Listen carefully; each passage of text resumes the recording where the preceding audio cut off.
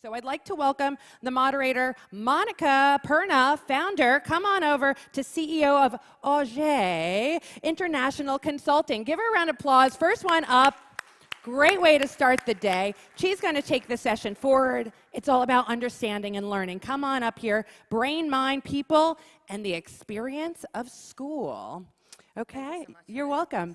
These guys are on. Is it working? Okay, just a second. Go ahead. Excellent, yeah, perfect. Hi everyone, my name is Monica Perna and I am a Globish coach and mentor, CEO and co-founder of AUGE International Consulting, a Dubai-based company providing educational solutions. And I'm very excited to be here today to moderate this panel about understanding learning, brain, mind, people, experiences, and schools. First of all, let me play host and welcome everybody to what, in my modest opinion, is the most beautiful city in the world. Welcome to Dubai. Here, more than 200 nationalities live together because Dubai is not a city in the world. It is the world in a city. And here, we use the English language to communicate. So we use the English language as a means of communication. More specifically, here, we do not speak English. Here, we speak Globish, the language of a global village called world. So that's why I'm proud to define myself as a Globish coach. Today, what I will do, what I do every day, through my company and its method is understanding how learning works, helping people express their potential through and thanks to the English language. We just have less than 1 hour today. However, my goal is to give you the best advice ever to clearly understand learning and systematize mind, people, and schools. But I will need your help to achieve this goal, so please get ready with your questions. Now, I'm very proud to introduce our panel speakers. Let's start with Carrie and you.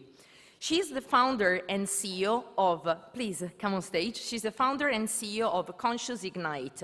She's also a business strategist and breakthrough coach, and she's the author of the book, Create Lifetime Loyal Customers, 7 Successful Principles to Attract More Customers in Any Business, even in the toughest economies.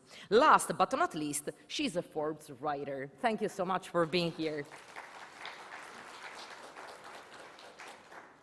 Pfeifer, please come on stage, is a qualified architect member of the Chamber of Architects. She's a certified coach member of the German Association for Coaching and Training, certified art studio manager for expressive painting, and certified poetry coach for creative and therapeutic writing. Thank you so much for being here. Makiko Hirano, please come on stage, from Japan, is the chairperson and advocate of Mind-Based Development Goals Organization. And she has been appointed as expert of diversity and inclusion education by the Japanese government. In fact, her projects are supported by some international MBA professors and the UN educational senior consultants. Many thanks for being here. Mira Culic Griffiths, please come on stage, is a leadership coach and facilitator. She co-founded The Mind Takeaway, a company specializing in leadership development through experiential learning, coaching, and mentoring. She's also a co-host of the Mind Takeaway podcast, which aims to empower listeners to develop their leadership skills. Many thanks for being here. Last but not least, Jihan Zahran. Please come on stage. She's a university professor with over 23 years of experience in Egypt and in the Middle East. She got her Master of Science degree and PhD from the University of Western California and an international fellowship from New York University. She has worked with ministries on education development, and she's founder of an educational consulting company. Thank you so much for being here today. So please welcome with a big round of applause these 5 amazing panelists. Thank you so much. Thank you. So in this panel, I will ask my speakers to express their opinions and ideas about the three key ingredients of the learning recipe: mind and brain, people, experiences, and schools. After having taught more than 1 million students of any age all over the world, I have come up with the formula that can really help us understand the heart of learning. Information multiplied by emotions equals unforgettable learning. According to the method that my academy has created, the AUGE method, the key to successful and unforgettable learning is forgetting. Yes, before starting learning anything, students should forget. But what should they forget? Students have to forget their limitations. Students have to forget what I call ANTs, automatic negative thoughts. Thoughts like, I'm not good at remembering things. I'm not good at maths. I'm not good at sports. Plan our brain, that is our supercomputer, to fail. And we can avoid it just getting rid of these thoughts and change our mindset. So talking about brain and mindset to better understand learning, what do you think about it? Please, let's start with our first panelist. Please. All right. Is it on? No, it's not on. Oh, yeah. Perfect. Okay, it's working now. Actually, it's a very interesting topic that we can talk about it. First of all, integration between what can be memorized and what can be taught. This is something that really we need to be done, and we need to do what exactly needed. What I just wanted to tell you about today is focusing on who is the one who's really teaching to. What are the students? What the level? Whatever that level, K-12 or higher education. We need to know exactly who is going to know that information and what exactly to be done. Do you know about alpha generation? If you know alpha generation, just raise your hand. Okay, there's few. Okay, so I'm going to talk about alpha generation. Alpha generation is the students who's really born after 2011, the age of the iPad. So in that time, this generation now, they are teenagers. And 2050, and by the way, this year, they completed 3 billion. Okay, imagine, in all over the world. So that generation, in 2050, they're going to be our leaders. So what we're going to do now is just to know their characteristics, to know exactly what we need to have our leaders to be. So their generation have little bit characteristic that we need to know before we know and to form their curriculum, and we need to form their market, how they're going to be integrated with their skills and what they're going to do after that. So first of all, all of them, they are more entrepreneurial procedures. So you're going to find them, they have this entrepreneurship mindset. Secondly, they are intelligent tech intelligence, okay? More connected to the world by the social media. Third, they are actually influenced by their past generation, less connected to the people around, all right? And moreover, they are more to isolation's word. I'm gonna give you example after that. That's nowadays happening. So this generation, actually, they only learn by visualization. So you can know that, you can try this. You're educators and you really know how they are really, can know anything by 2 minutes video. And now after that, you can explain them what exactly you want to do.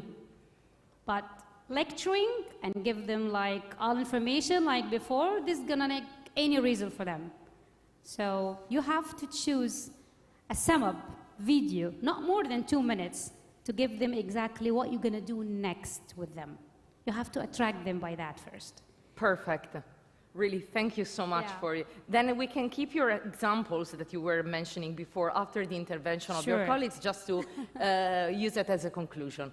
Thank you so much. Please, now I would like to hear the opinion of Mira Culic. Hello. Okay. It's really weird to hear yourself echoing around.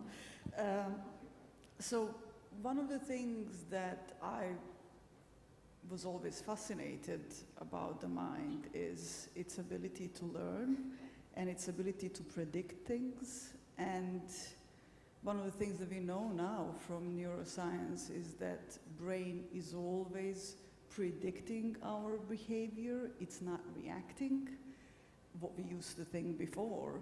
And so basically we live in the illusion of the world. We are not living in the world as it actually is. And so when we are working with, I'm a leadership coach, and when we're working with leaders, that's one of the things that we really have in mind, is to help people see different perspectives, help people learn different things. And in order to do that, in order to see something different, they need to come out of that prediction mechanism. And for that, the understanding of clarity is really important. Understanding that anybody at any time can see things out of the prediction, if that makes sense. And so we teach leaders how to access clarity, how to be able to recognize when they are stuck in their loop pattern, and by that recognition, through that awareness, actually do things differently, because that's something that we really need in the future, in the world where everything is changing so rapidly, in so much unknown. I mean, it was always unknown, we just recently discovered it with COVID. And so being able to be agile and being able to change things faster and solve complex problems in the future, we really need to understand where are we not seeing things, and how can we get better at changing and basically get out of our loop. Yeah. Thank you so much. Many thanks. Makiko, Hirano, what do you think about it? Yes, in education, the positiveness or the energy, proactiveness is really important. So all of us know that that kind of positiveness or energy is really important. That's why we try to be positive, we try to be proactive, or we try to have a vision. But it sometimes helps people, we can be positive by doing such an efforts or by making good actions. They're very important, but in some kind of situation, it doesn't help. That means those kind of efforts or making actions sometimes makes us tired mentally and physically. Why this happens? Because in some situation, the making efforts or having a vision is it's ready for them, but in another situation, it's not ready for them. In that situation, when it gets worse, maybe people get tired mentally and physically. To avoid it, we need to get what is the important procedure, what is the important mechanism of springing up emotions, springing up energy. And this is not by trying to make efforts to be positive or to try to make actions. This is not the effective way for people. So the point is there is a methodology misunderstanding in improving our mind, a fundamental part of the mind. And that means the misunderstanding is that being positive or being proactive is not gained by trying to be that, trying to be so. This is different. So if we want to be positive, if we want our students to be positive, be energetic in learning or for their lives, the important thing is we learn what's the mechanism of springing up systems, springing up mind, and then try to be communicated with them in, with that mechanism in our mind. And I think that that's the misunderstanding. And the correct way, or we recommend educators to understand the mechanism of the energy or proactiveness springing up from our insights. That's the point, and that's the sustainability in education, really. Thank you so much. Please? Yes, thank you. First of all, I would like to say thank you to the organizers that I'm here and can introduce my opinions and give you some hints and advice, perhaps. So first of all, I would next like to say I agree with you. The people, the young people and the children who are growing up now are our common future. And today it's not only a recall of knowledge in the future, or, as well as in the future, but it is more because we are facing tremendous challenges and problems at the time, and I think always in the future. So we have to give them the tools, yes, to develop new knowledge and to find new solutions and to be good team players and to be good self-organizers and that they can rely on themselves. And next, I would like to tell you that it's very important about which kind of inner beliefs young people have in matters of themselves. It's about, in Germany we call it inner beliefs, it is more about the convictions. And we have to strengthen the strengths of the people, and we have to encourage them that they feel they are able to tackle new things and to do things which have to be done. This is, I think, in my opinion, the most important things. And we do not talk about grades. We are talking about methods and how to deal with what is coming in our future. Sure. Thank you. Many thanks. Please, Carrie, and you? Hello, everyone. Thank you so much for having me. And every one of us a brain superstar. So, like decades ago, I was a primary school teacher for 4 years, and then I worked in higher education as an administrator for 1 year. And right now, I work with like a Fortune 500 company CEO and many amazing entrepreneurs around the world. And so just from my life experience, I really witnessed how powerful we are. So I would like to share with you like those amazing speakers and those amazing audience right here, over here, that I always have one question. How can I, in my lifetime, I can fully reach my full potential? So this is the one question, just an open door for me, guide me from former primary school teacher and right now able to write articles on Forbes. And so today I would like to share with you like 3 elements. So first element, which I always apply in my client's life, is epigenetic, quantum science, and also neuroplasticity. And when I talk about neuroplasticity, it's like 4 elements, 7 elements, which maybe like some of us also practice in my life. So first element is about like open your heart and mind to embrace and learn new knowledge and skills. After COVID, you know, the whole world just changed rapidly.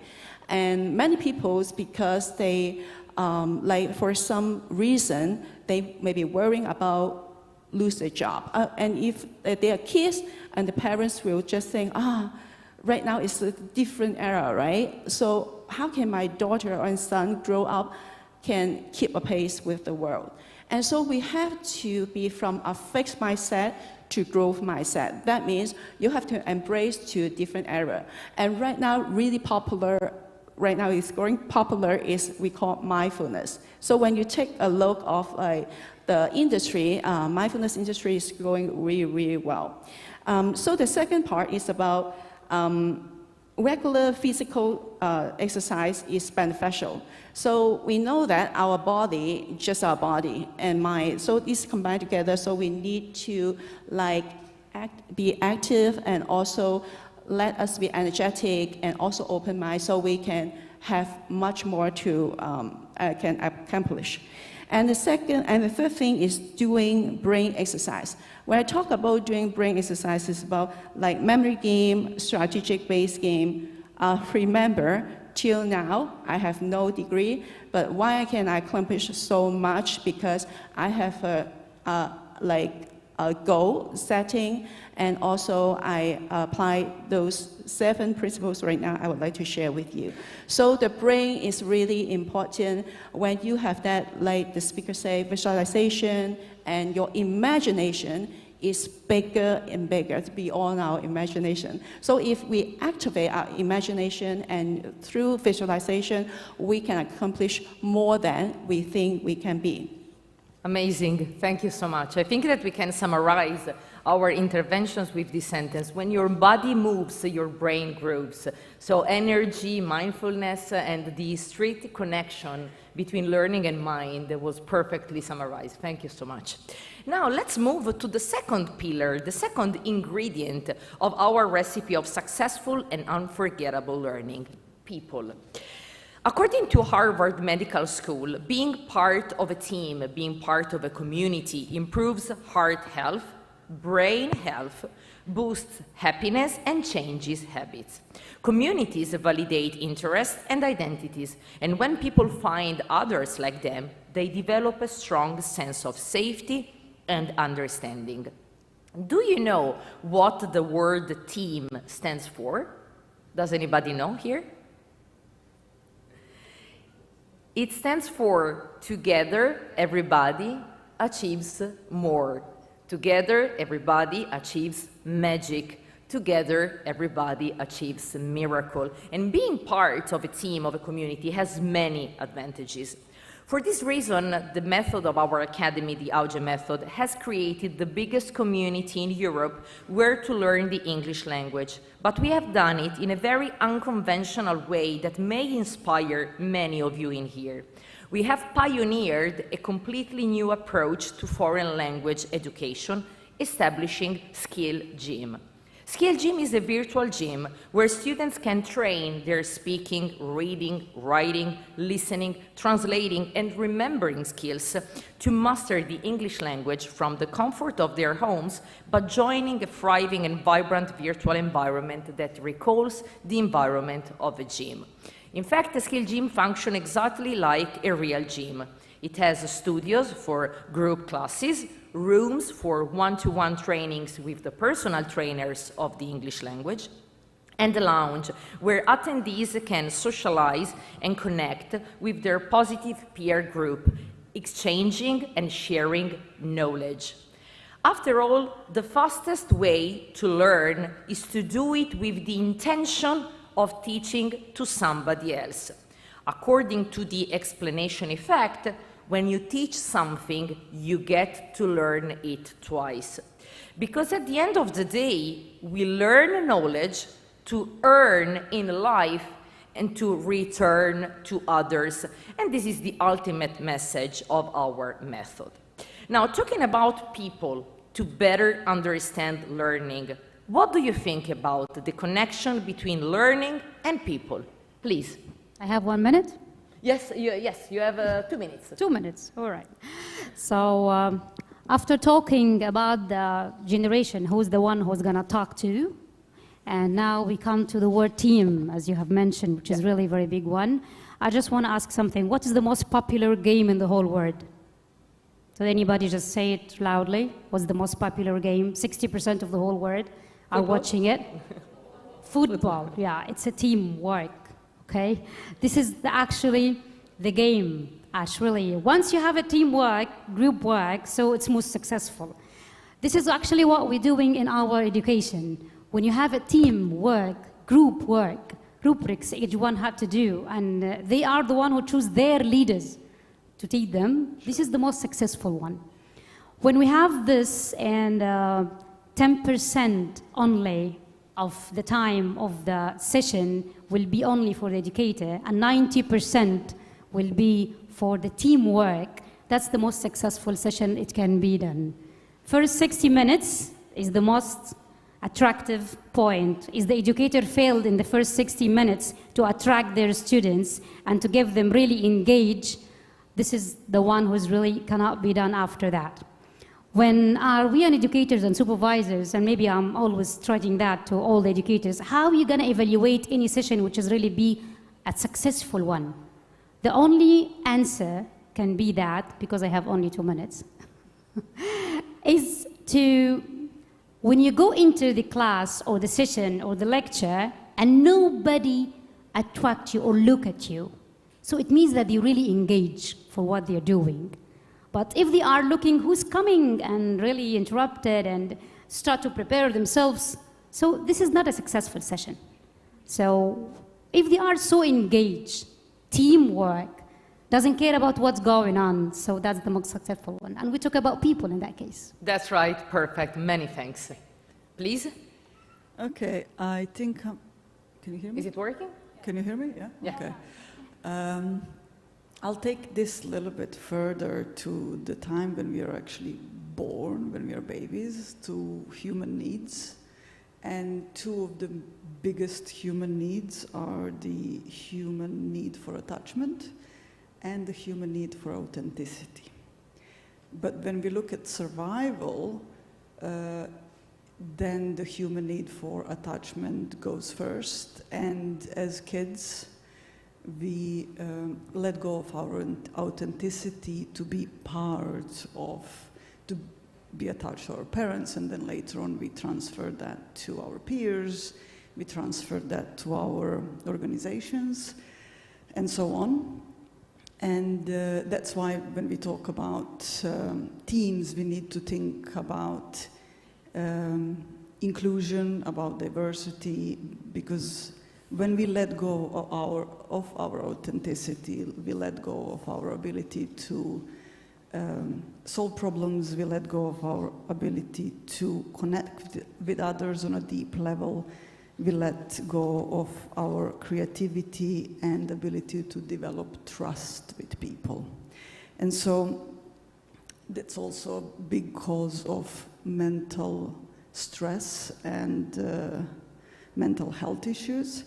So if we really want to work well as teams, well with people, we also need to create inclusive environments in school, in work, at work, where people feel safe to be themselves and supported even when they make mistakes. And that's what you have mentioned on the very beginning. And hopefully in this way we will be less manipulated in the future and be able to make better decisions for all of us. Perfect, thank you so much. Many thanks. Please? Yes, about people, I'd like to talk about a little bit about the people who are around the students, around the children. As I said, to be positive or to be proactive, to have a vision is really important for the students to learn positively. So the educators or the parents try to make them be positive, try to make them have a vision, and so the educator try to support their children like that. However, there is a word of vision harassment born from educational sides. This is the point. For some people, the students, they're ready to have a vision But for the other people, they are not ready to have a vision or to be positive because something is not ready inside them. So to try to make them positive, or try to make them have a vision or goals, we need to make sure they are already ready to have it. So if they're not ready, we need to, the first priority is to try to make their mind state be in a certain state.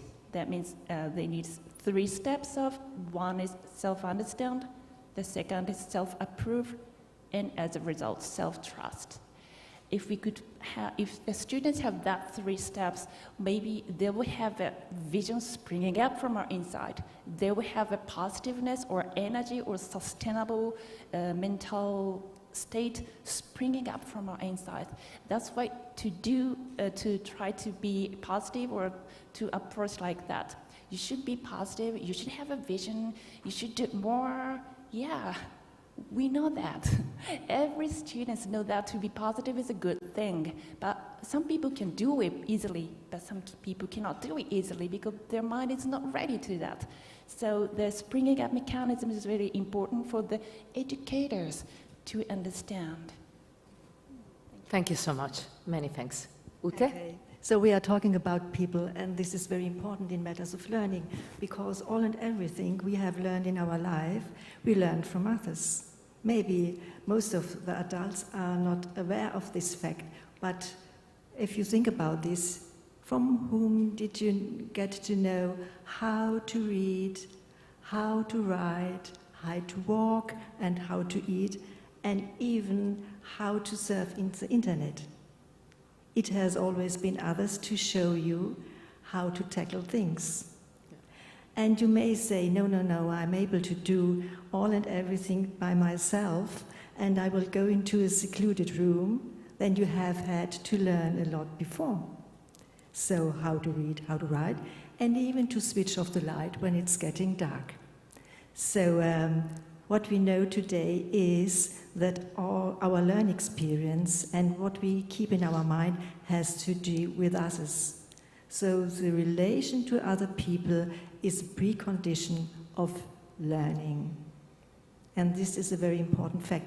And the other way around, you could also be a good teacher, yes? So whenever you have learned something, some of us feel the impulse to forward this knowledge to others. And this is a very important fact. Because, and this is, I would like to mention as well, the brain is not a muscle you can train. And the more you train, the better you are. No, it has to do with the relationship of the things to others, which is anchored in our brain. And I'm sure you know exactly what you learned from your mother, from your grandmother, from your English teacher perhaps, and what we are learning today from each other. Thank you so much. Many thanks. Carrie? Yes, when we talk about people, I always think about emotional intelligence, because actually we are, as human beings, we being affected by emotional a lot and feeling a lot to make we so-called right or wrong decision. But from the science research, actually is from the vibration of the process to make decision, and then you think ultimately the outcome is the right or wrong decision. But actually it's about you make that decision. It's about the vibration of the process when you make the decision. And the second thing, through our life, we also sense that if we are happier, feel lighter, a more enjoyable life, we can achieve more. We can have more. And this, about emotional intelligence, if that can happen in through 0 to 12 years old, that in our education system, we have some teacher teach us and can handle about this. This is better, because also after COVID right now, we see a lot of people kind of be affected in negative thoughts or uncertainty about the society. But if we can manage our emotional better, the self-talk and better communication with others and manage our emotion, I believe that we have a brighter future and more creative future. Thank you so much. I think that we can summarize your intervention with this African proverb that I like very much. If you want to go fast, go alone. If you want to go far, go together. So thank you so much. Now let's move to the third pillar, the third ingredient of our recipe of successful and unforgettable learning: experience and schools. Let me tell you something. Learning is not a spectator sport. The human brain does not learn best through consumption. It learns better through creation. For this reason, the AUGE method applies a model known as Dale's cone of experience.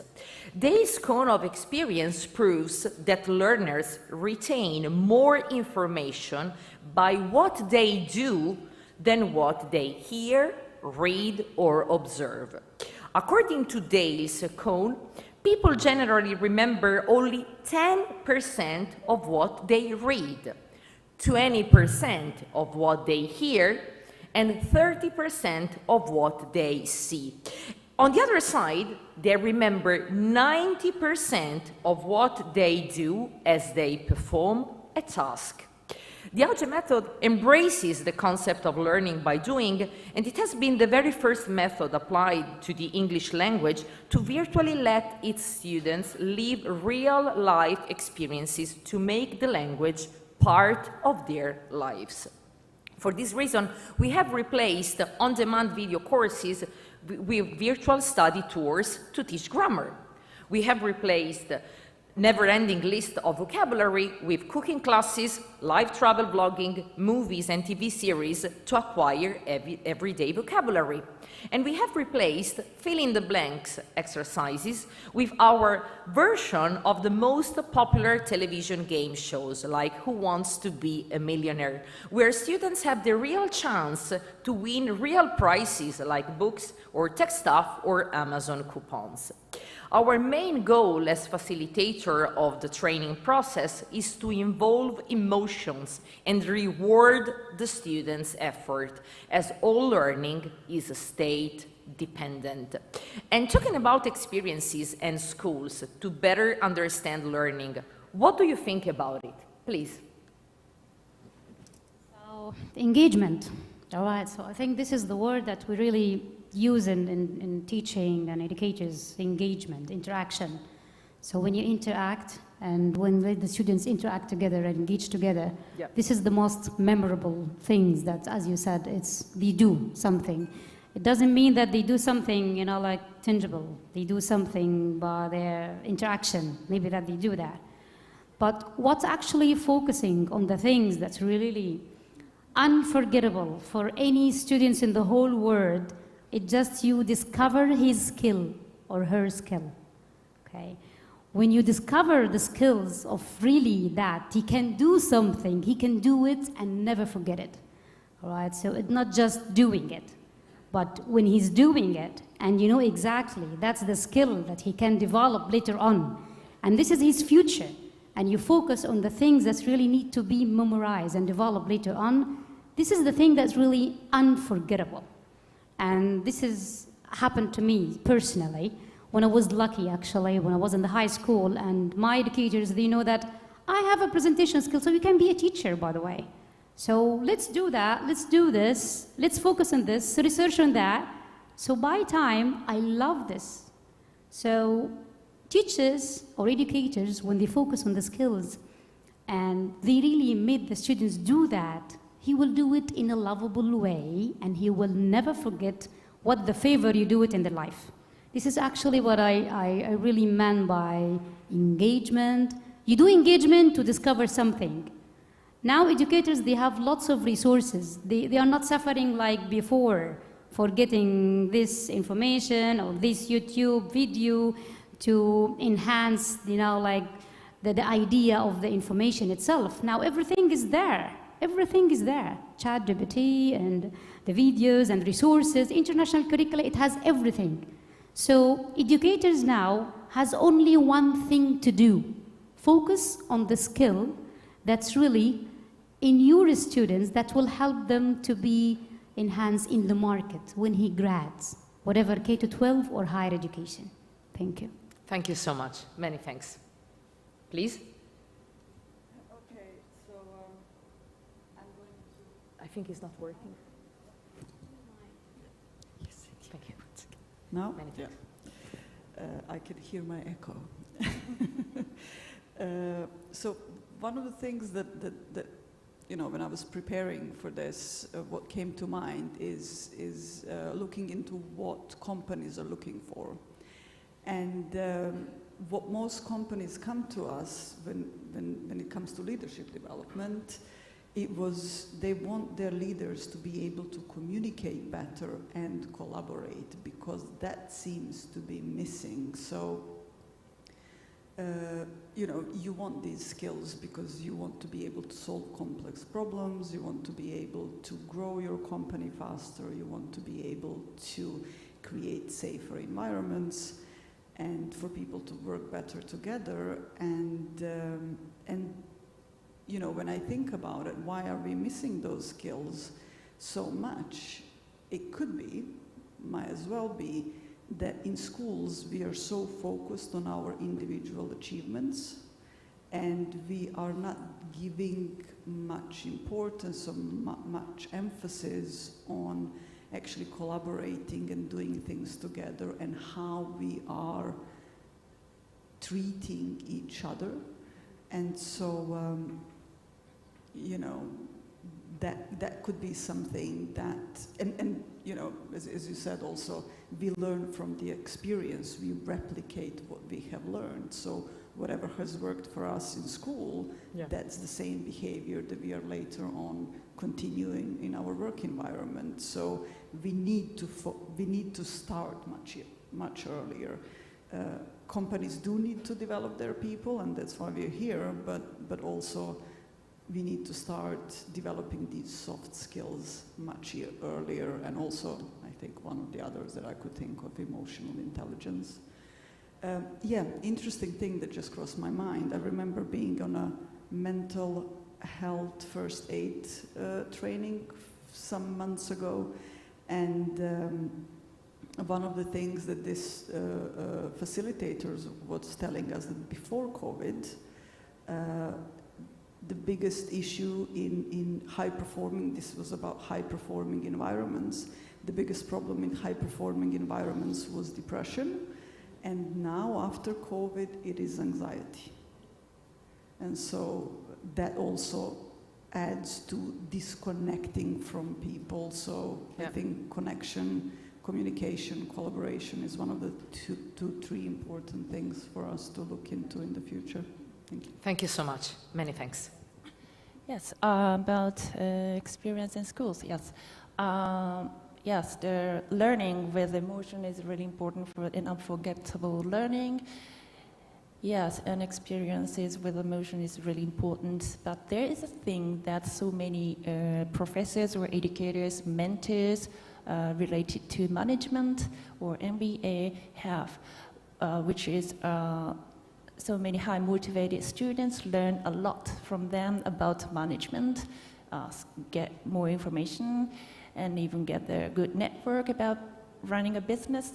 However, those educators of management is saying that for them to make a success is possible, but to make it consistently happen is really difficult.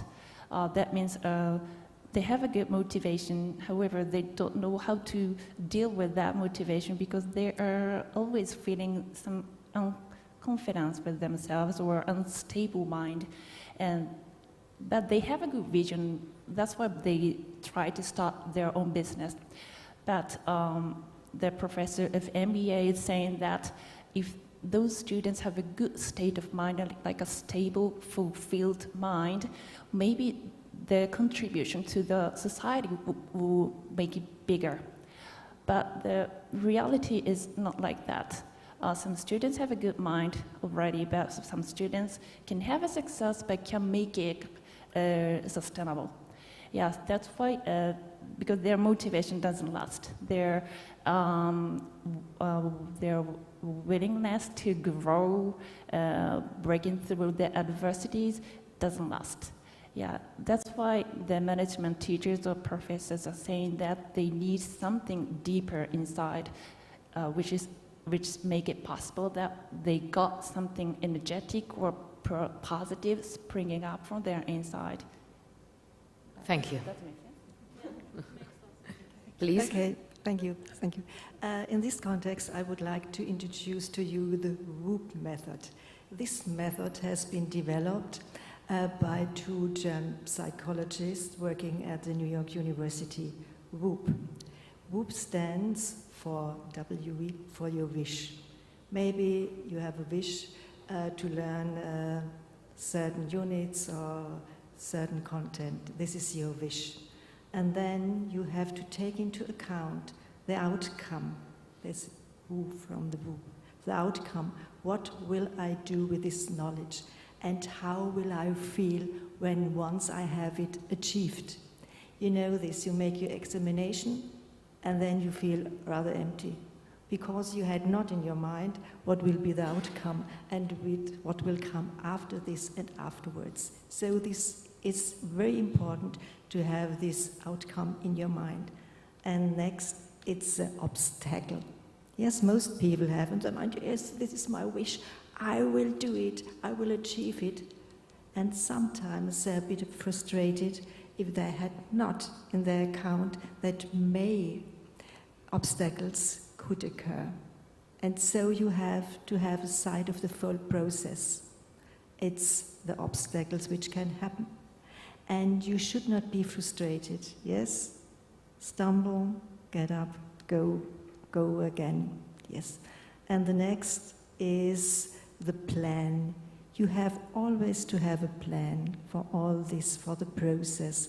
What I will reach next, what is my next milestone before this great wish that I do my examination, that I learn foreign language or things like this. And this is very important. Years ago, we had always the goal in mind. I will reach it, I'm deeply encouraged, I will do it.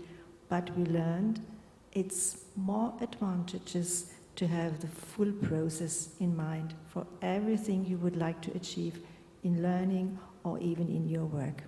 This was my contribution to this point. Thank you so much. Many thanks.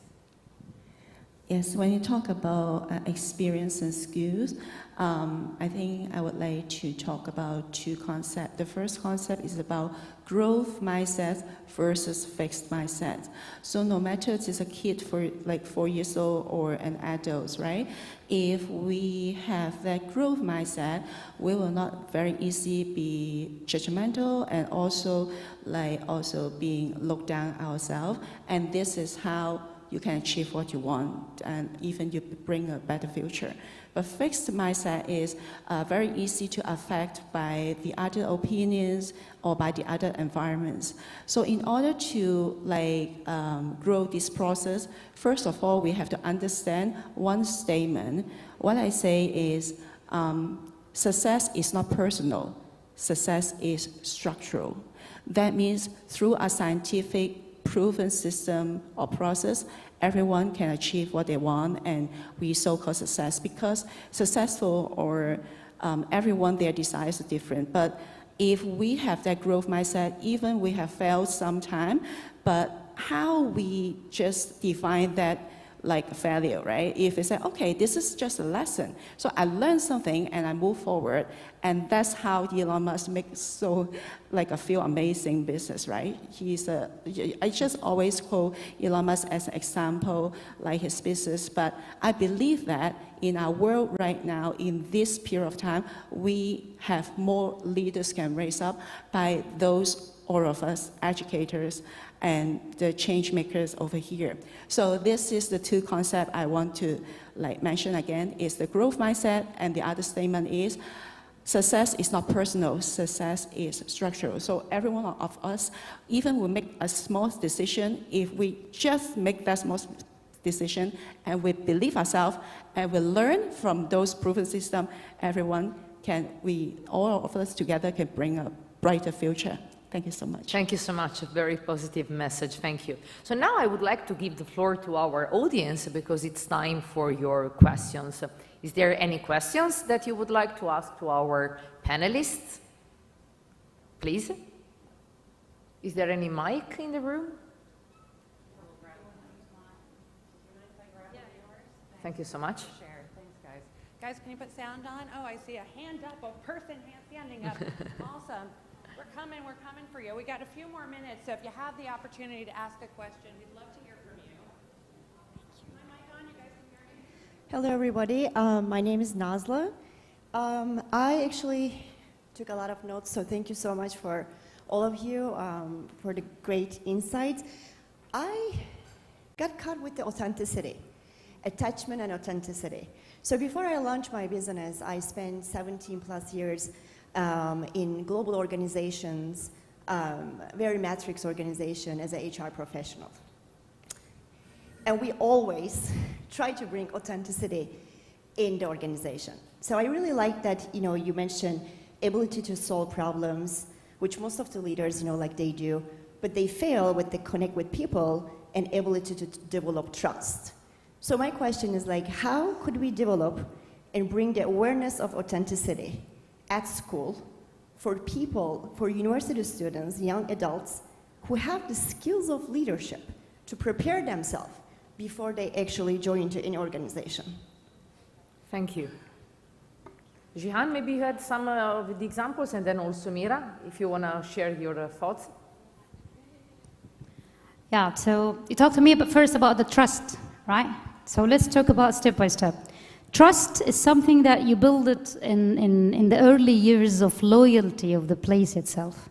I have an experience in Singapore, actually, and which is really the most amazing experience I saw, which is in the early years, you only focus on how to behave, how to love your colleague, how to deal with others, how to love your school, how to take care of your things. Loyalty in the place and the people around you, this is actually the most basic things to build trust. All right, so I feel safe and trust for the people who's really live. After that, maybe after year 4 or grade 4 in the American system, so I can ask you by grades. So the trust is something that really coming from the culture, which is coming integration between the school and the environment outside, which is the place and the house. Second thing, you talked to me about leadership in higher education, right? How to focus or how to build that leadership skill when they go to the market. The only thing which is really, I have a discussion actually before I get the panel with one of our team here. In the higher education, they are actually, in the whole world, by the way, is not only one country or any continents. They are lacking of getting the experience from the market, all right? So most of the I'm academic and business as well, so I can tell you both. When you are in academic professors, majority of them, they focus on the lectural things, the materials that they give to their students. But in the market or the business people, they work about the market. So how to integrate this together, this is the main thing actually that the students need to have. So, which is, I recommend the Stakeholder Relations Center in any higher education. So that will help a lot. Help integrating the practical field and the academic collaboration together. So that's what makes a lot, focusing on the skills as we are focusing. If it is not delivered or is not discovered in the early years in K-12, it can be discovered in the higher education. So when I go practical, my field, I know my skill, I know exactly how to develop it. How can I integrate this to the market, which is I really will graduate for? I hope I can answer your question. Mira, can I also hear from Mira? I'll try to make it a little bit, well, whatever, I'll do it, so you'll see. Vulnerability. And some people who are not comfortable with the word vulnerability may understand the word honesty. And it is being, as a leader, it's not easy because leadership role is an amplifying role. All your fears will get amplified and and so it is really being honest with yourself first. You know, I'm not comfortable with that. I don't know this. I feel like an imposter here. I'm not sure if I did that right, or I don't know what to do.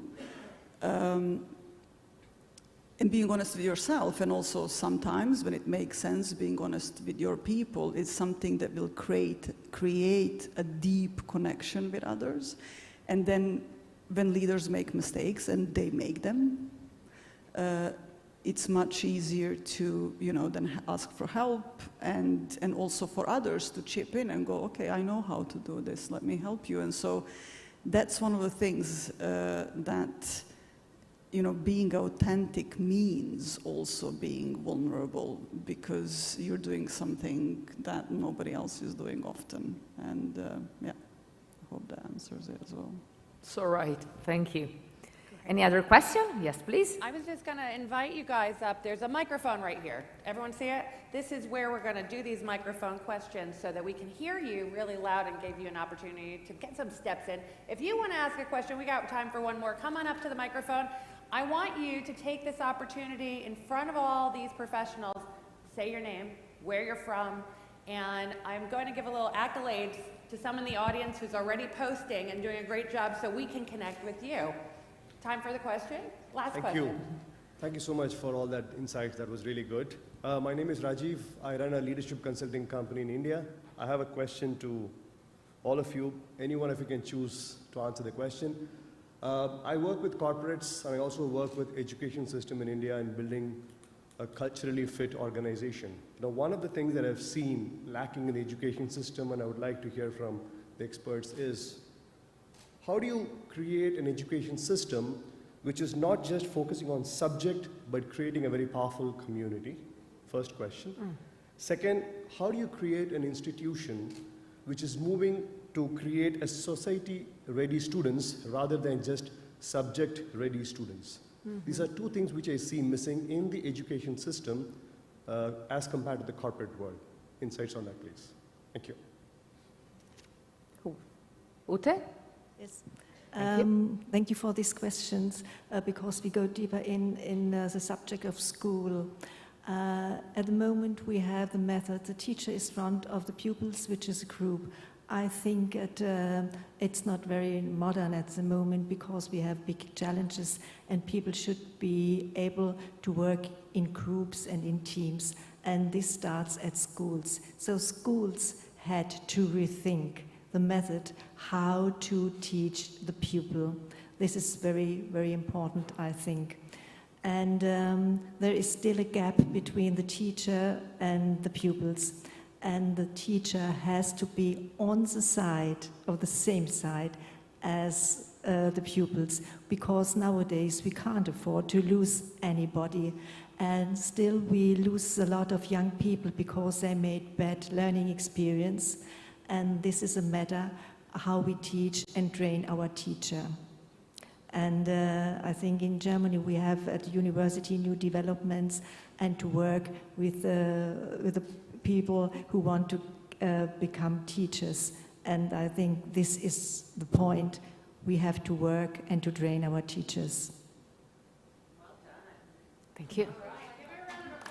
Analysts, thank you. We're going to wrap up because the time is up. Perfect. Time is over, so I just want to thank these fantastic panelists for sharing all their advice with us. I want to thank the organizers of this conference who invited me to moderate this panel. And of course, I want to thank you for your attention and your interesting questions. So please bring a big round of applause for our panelists. Thank you so much. I think that today we have truly understood the essence of learning, achieve unforgettable goals through experiences. Thank you so much. Thank you.